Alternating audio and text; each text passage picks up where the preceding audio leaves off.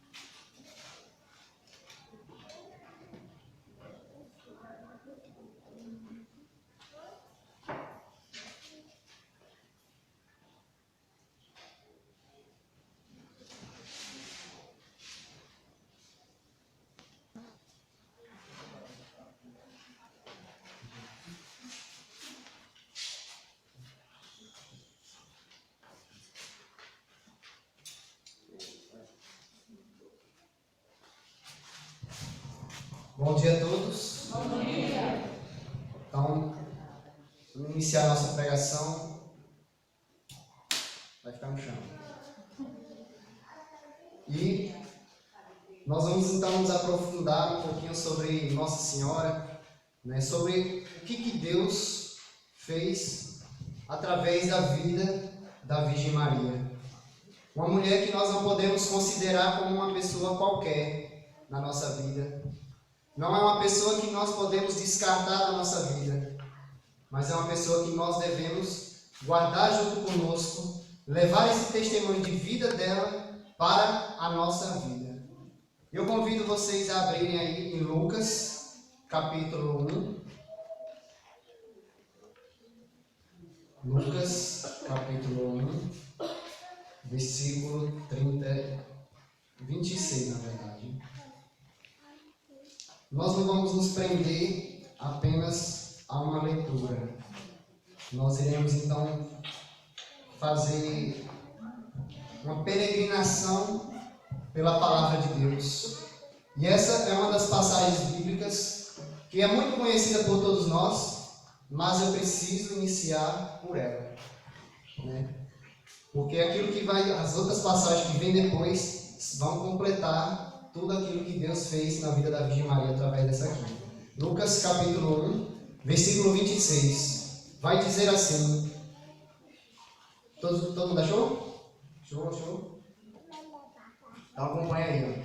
Ó. No 6º mês, o anjo Gabriel foi enviado por Deus a uma cidade da Galileia chamada Nazaré, a uma virgem desposada com um homem que se chamava José, da casa de Davi. E o nome da virgem era Maria. Entrando, o anjo disse-lhe: Ave cheia de graça, o Senhor é contigo. Perturbou-se ela com essas palavras e pôs-se a pensar no que significaria semelhante saudação. O anjo disse-lhe: Não temas, Maria, pois encontrastes graça diante de Deus. Eis que conceberás e darás à luz um filho, e lhe porás o nome de Jesus. Ele será grande, será chamado Filho do Altíssimo, e o seu Deus lhe dará o trono do seu pai Davi, e reinará eternamente na casa de Jacó, e o seu reino não terá fim. Maria perguntou ao anjo,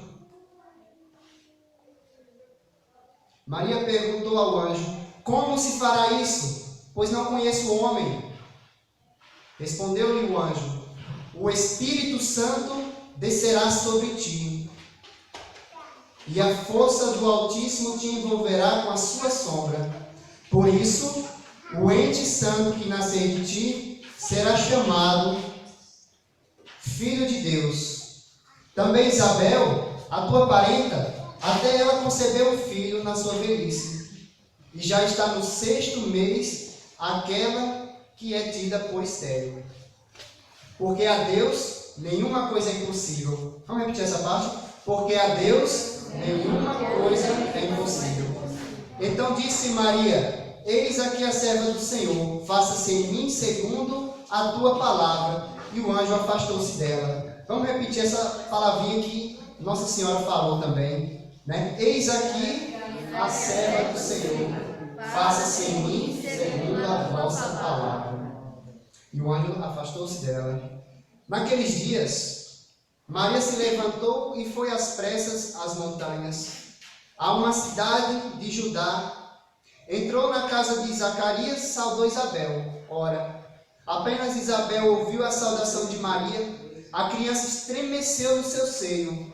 Isabel ficou cheia do Espírito Santo e exclamou em alta voz: bendita és tu entre as mulheres, e bendito é o fruto do teu ventre. De onde me vem esta honra de vir a mim, a mãe do meu Senhor? Pois assim que a voz da tua saudação chegou aos meus ouvidos, a criança estremeceu de alegria no meu seio. Bem-aventurada és tu que credes, pois se hão de cumprir as coisas que da parte do Senhor te foram ditas. Palavra da salvação. Glória a vós, Senhor.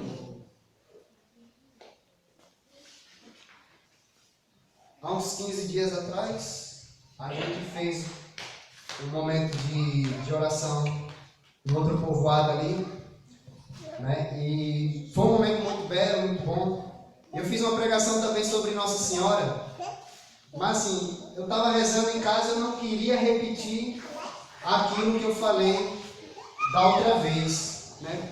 Justamente porque muita gente já ouviu, né? A menina ali já ouviu, mas assim, eu tenho que pegar uns pequenos detalhes daquilo que eu já falei e vou acrescentar ainda mais algumas coisas para que o nosso conhecimento por Nossa Senhora possa ser extremo na nossa vida, para que ela possa gerar graça na nossa vida, né? Então, para iniciar, foi um anjo visitar a Nossa Senhora, e eu gostaria que a gente analisasse essa parte teológica da visita do anjo. Uma coisa que eu não falei na outra pregação que eu fiz, depois foi que eu fiquei em oração e o Espírito Santo me tocou. A gente analisa assim, que tudo que Jesus Cristo é no Novo Testamento tem algumas referências sobre Jesus no Antigo Testamento, não é assim? Vocês sabiam? Alguns sabiam, talvez outros não, né? Algumas coisas de Jesus Cristo existem já no Antigo Testamento. Por exemplo, vai dizer São Paulo na sua carta que Jesus Cristo é um novo Adão, ou seja, ele já lembrou daquilo que era do passado. Deus criou Adão à sua imagem e semelhança. Criou também uma mulher. Os dois eram puros, eram santos, eram imaculados. Os dois não tinham pecado. E aí a gente analisa Jesus Cristo, então, fazendo um novo Adão, ele é sem pecado. Jesus Cristo é santo. Então, se a gente está analisando Jesus, que é o novo Adão, então quem poderá ser a nova Eva?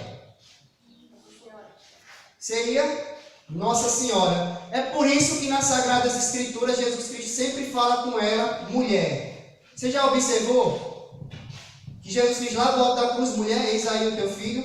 Lá quando Nossa Senhora vai fazer o milagre lá nas bodas de Canaã, que ela vai pedir a Jesus Cristo, ele fala, mulher, que tem nós com isso? Jesus Cristo fala de mulher.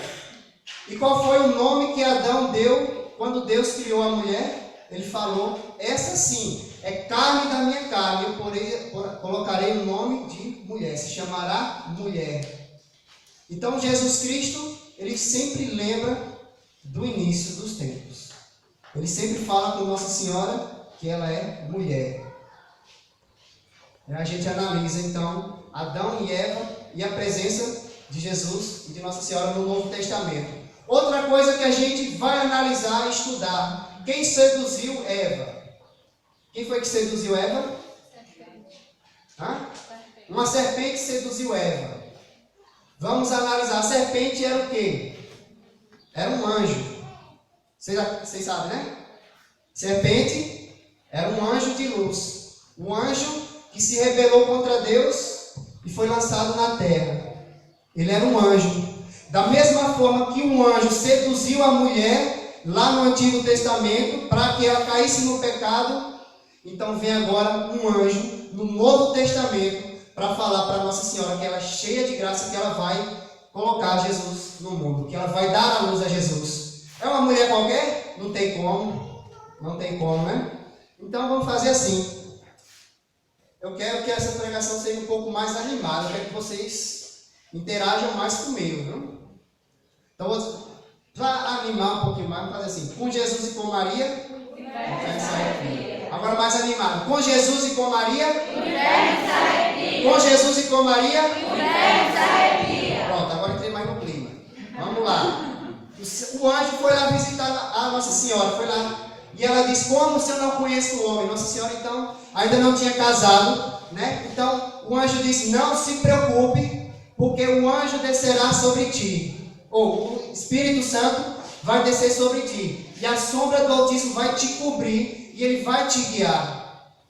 Quando Nossa Senhora percebe, então, que Deus falou, então é o Espírito Santo que vai agir em mim, então eu aceito. Eis aqui a serva do Senhor, faça em mim segundo a vossa vontade. A mesma coisa temos que ser nós. Quando a gente recebe a ação do Espírito Santo na nossa vida, a gente tem que dizer sim a Deus. Vai dizer nosso Frei Ivanildo, lá na nossa comunidade, que quem reza, diz sim.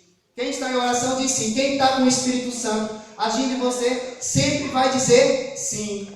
E Nossa Senhora então disse: eis aqui a serva do Senhor. E aqui está uma grande imitação que nós devemos tirar para a nossa vida. Se eu recebi o Espírito Santo na minha vida, então eu tenho que fazer a vontade de Deus. Sim ou não? Sim. Sim ou não? Sim. Sim. Então, se eu recebo essa ação do Espírito Santo, eu não posso ser uma criatura como eu era antes.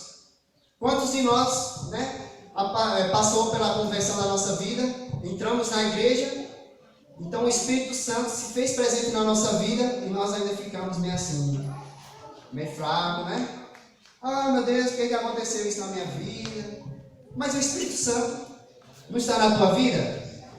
Se esse Espírito Santo está na tua vida e esse Espírito Santo está meio fraquinho, então esse Espírito Santo não é verdadeiro.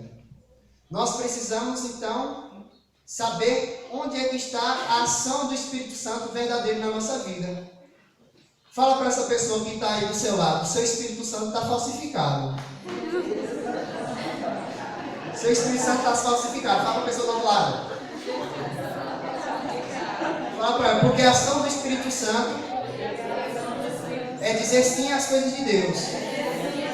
É fazer a vontade de Deus. É levar a vontade de Deus para as outras pessoas. Nossa Senhora então recebeu a ação do Espírito Santo na vida dela.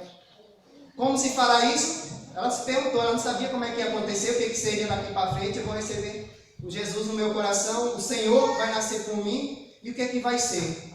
Deus providencia tudo na vida de Nossa Senhora. Então, observa na tua vida, mesmo você recebendo a ação do Espírito Santo na tua vida, continua tendo tribulações na tua vida. Vai continuar, porque na vida de Nossa Senhora também não foi diferente. Mas uma coisa que ela fez diferente de muitas pessoas é que ela não desistiu. Ela poderia até ter abortado, desistido, né? E a gente até combate essa questão do aborto, né? Nossa Senhora poderia ter desistido. No momento da primeira dificuldade, ela poderia desistir. Quando ela descobriu que que Herodes, o rei daquela época, queria matar Jesus Cristo, ela poderia ter desistido. Mas ela sempre enfrentou, foi lá, fugiu para outra cidade, foi guardar Jesus, foi com São José, foi lá. Ela continuou, deu a luz a Jesus Cristo. Jesus Cristo então foi ensinando, foi crescendo, né? Crescendo, depois começou o período de pregação e muitos perseguiam Jesus Cristo.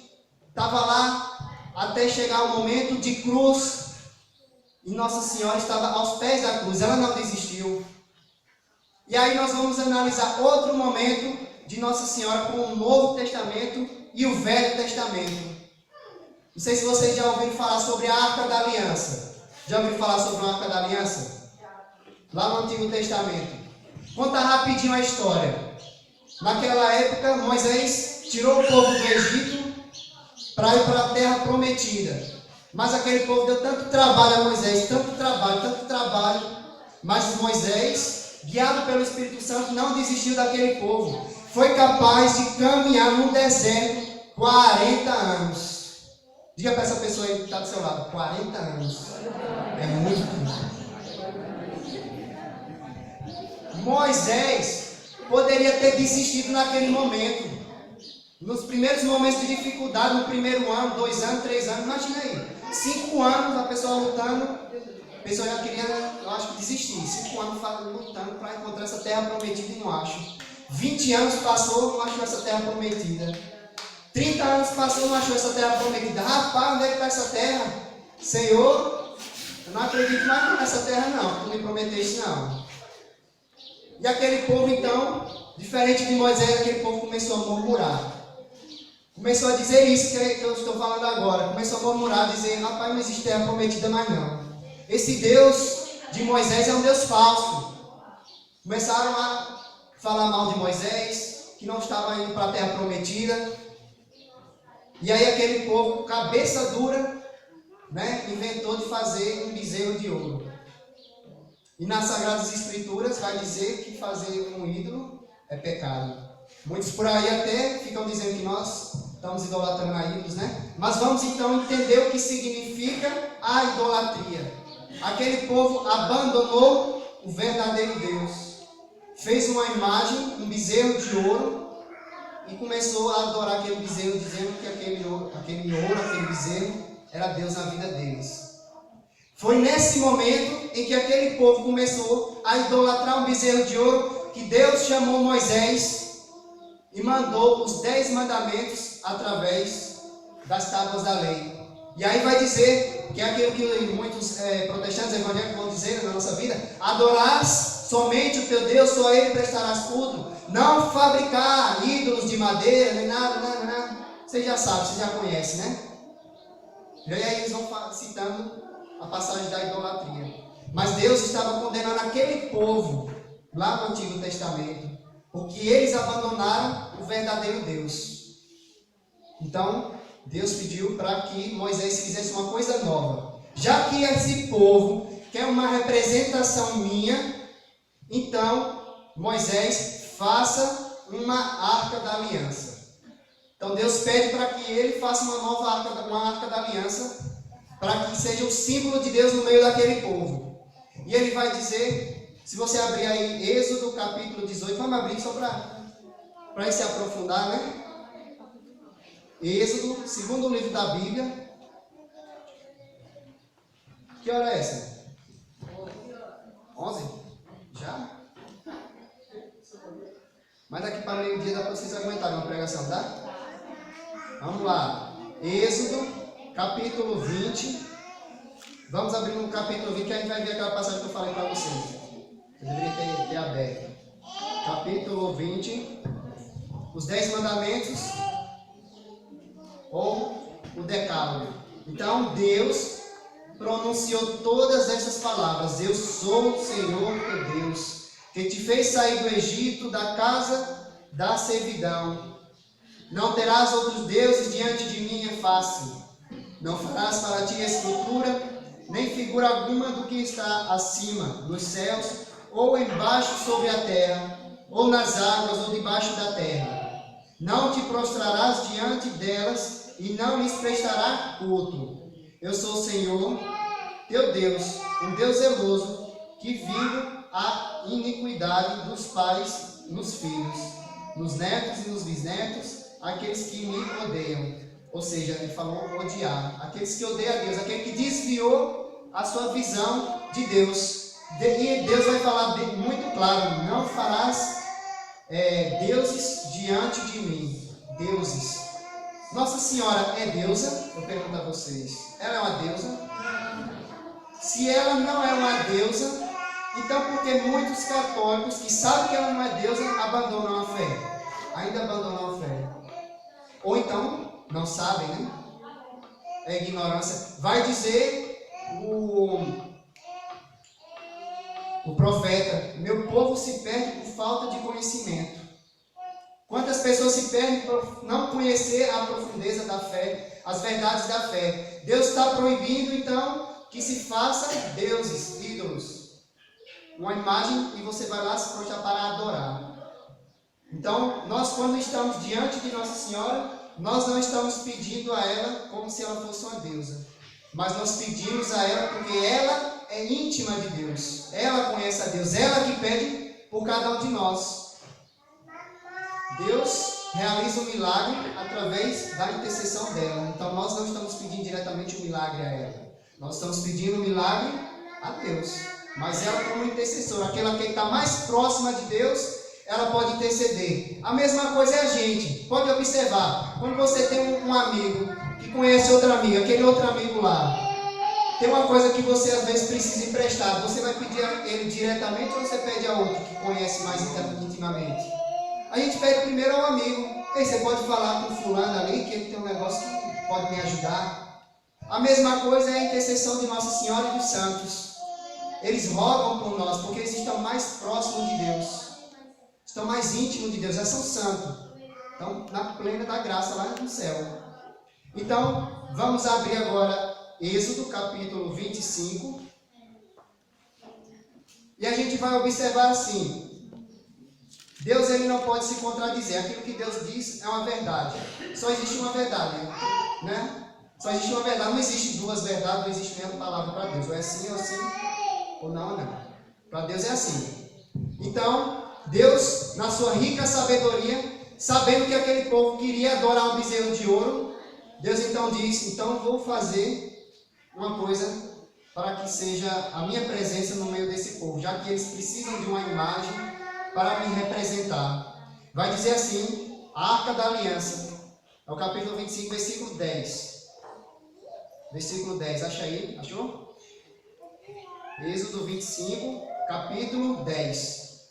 Farão uma arca de madeira de acácia. Seu comprimento será de 2 covados e meio, sua largura de 1 covado e meio e sua altura de 1 covado e meio. Tu a recobrirás de ouro puro por dentro e farás por fora em volta dela uma bordadura de ouro. Fundirás para a arca 4 argolas de ouro que porás nos seus 4 pés, 2 de um lado, 2 do outro. Então aqui Deus vai dizendo como é que vai ser a construção dessa arca. Para resumir, vai lá no versículo 18. Né? Depois vocês leem em casa, se vocês quiserem. Lá no versículo 18, vai dizer assim: farás 2 querubins de ouro e farás de ouro batido nas 2 extremidades da tampa, um de um lado, o outro de outro. Ou seja, Deus já pediu então para que se faça uma imagem de 2 anjos, 2 querubins que estão no céu. Ou seja, como é que pode então Deus lá no versículo 4 do capítulo 20 dizer que não é para fazer imagem, e agora Deus vem pedir para que se faça imagem de 2 arcanjos botar em cima da Arca da Aliança? Olha só, a gente analisa, Deus ele não pode se contradizer, mas é necessário que a gente saiba analisar aquilo que Deus está realmente dizendo, para não sair daquilo que é a interpretação de Deus. Qualquer pessoa pode pegar a Bíblia e interpretar a seu bem modo, fazer aquilo que quer, e é por isso que saem tantas verdades que existem por aí, várias igrejas, que cada uma prega uma verdade diferente, né? A gente vai observando isso. Mas então, trazendo isso para Nossa Senhora, Deus fez mais uma coisa. Quando Ele pediu para fazer os 2 querubins em cima da Arca da Aliança, Deus pediu também para que se coloque os 10 mandamentos. Então deu os 10 mandamentos a Moisés e falou, coloque dentro da Arca da Aliança. Pegou o cajado que Moisés também caminhava com ele, que significa um cajado de sacerdote, coloque dentro da Arca da Aliança. Deus pediu para que Moisés também pegasse um maná, que é tipo um pão, que aquele povo, quando estava caminhando no deserto, estava passando fome, então Deus estava mandando manás para ele, estava mandando pão para eles comerem. Deus pediu para que colocasse esse maná também dentro da Arca da Aliança. 3 coisas Deus pediu para que Moisés colocasse dentro da Arca da Aliança. Vamos relembrar? Primeiro, os 10 mandamentos. Segundo, o cajado de Abraão, de Arão. O terceiro, o maná. Decorou? Aprendeu? As 3 coisas? Quais são mesmo? Os 10 mandamentos, o cajado e o maná. Pronto, 3 coisas Deus mandou colocar ali. 3 coisas que são santas, enviadas por Deus. A lei de Deus, maravilhoso. O cajado que é o sacerdote, Deus é o eterno sacerdote. E aí a gente vai analisar. Jesus também é o eterno sacerdote da nossa vida. Vai dizer nas Sagradas Escrituras, Jesus vai dizer lá em João: eu sou o pão da vida. Vossos pais lá no deserto comeram do maná e morreram. Por quê? Eles comiam, mas eles tinham pecado, eles não viviam na lei de Deus. Estavam idolatrando, estavam desviando a fé. E Jesus vai dizer bem claro: eles comeram maná lá no deserto. Olha, Jesus já no Novo Testamento, lembrando do Antigo Testamento. Eu sou o pão da vida, disse Jesus. Aquele que come da minha carne viverá eternamente. Olha, Jesus então também é a lei de Deus. A outra coisa. Jesus então é o sacerdote, Jesus é o maná, ele é o pão vivo descido do céu, e ele também é a lei de Deus. É a própria palavra de Deus encarnada. E ele foi colocado tudo lá na Arca da Aliança. E Jesus Cristo agora, então, no Novo Testamento, tem essas 3 coisas da Arca da Aliança. E onde é que Jesus se fez presente quando nasceu? No ventre de Maria. E a gente dá um título à Nossa Senhora chamada a Nova Arca da Aliança.